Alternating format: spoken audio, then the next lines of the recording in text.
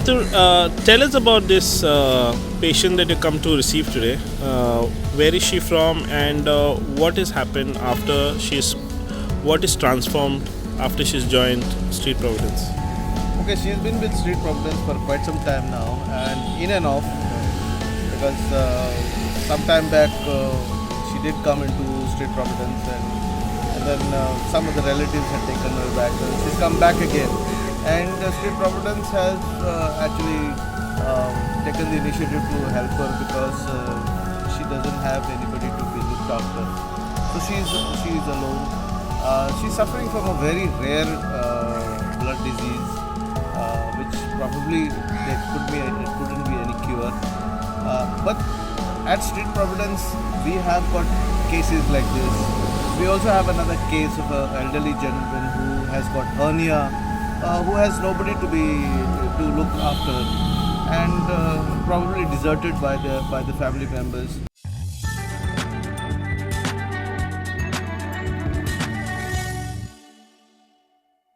So now what happens is, the issue is what happens from now. What happens to her now? Where are the resources to be taken care of her? It becomes very difficult because she's got a very rare blood disease, anemia, which is difficult to be cured. So now, what is the support system that we can look at? It's becoming difficult because such cases we have to take in and out. Now she was in GMC. From GMC we have brought her to TB hospital because she has got some chest infection. That probably because of the rare blood disease that she's having. These are the after effects of the disease, and so therefore she will have to be taken in and out of hospitals in order to see that she doesn't suffer from pain. Now, at Street Providence, what is the support system that the government can give us? That is the big issue, because if we are going to be taking care of such patients, because we cannot provide caretakers. In such situations, we cannot provide caretakers because we don't have the support system from the government. We don't have the support system from other, whether it is the departments, concerned health departments. We don't have it. Although we have made several appeals to the health department to at least give us some doctors who are going to come to the homes and treat some of our patients. Now, in such a case, when suddenly she develops some pain, we have got no other recourse but to get her admitted. She was in GMC. In GMC,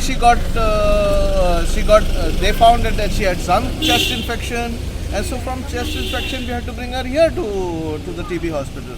Now she's going to come back to our home. Probably in the next 2 or 3 days, she will develop again some issues.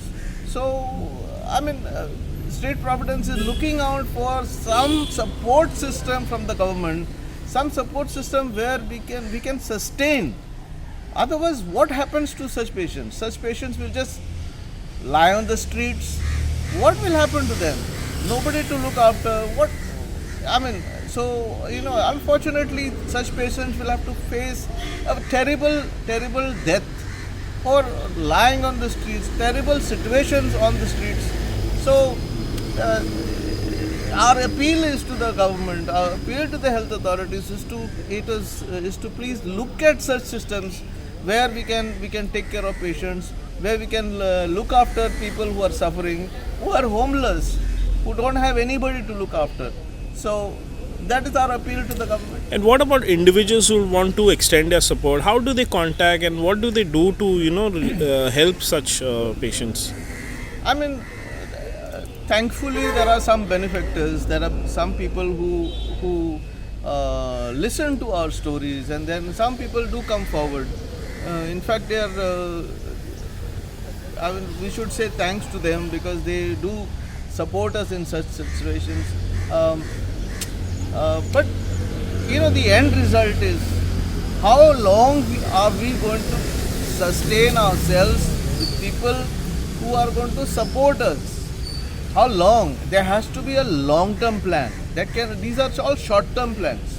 There has to be some long-term plan where the government actually supports us, or the only other way is that the government opens up institutes like these and provides shelter to these homeless people who don't have support at all.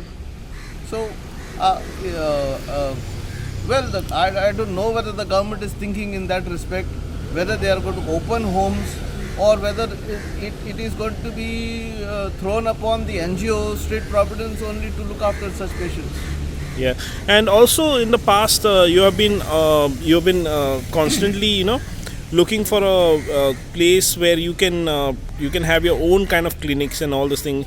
Is there anything which is Street Providence is working in that direction?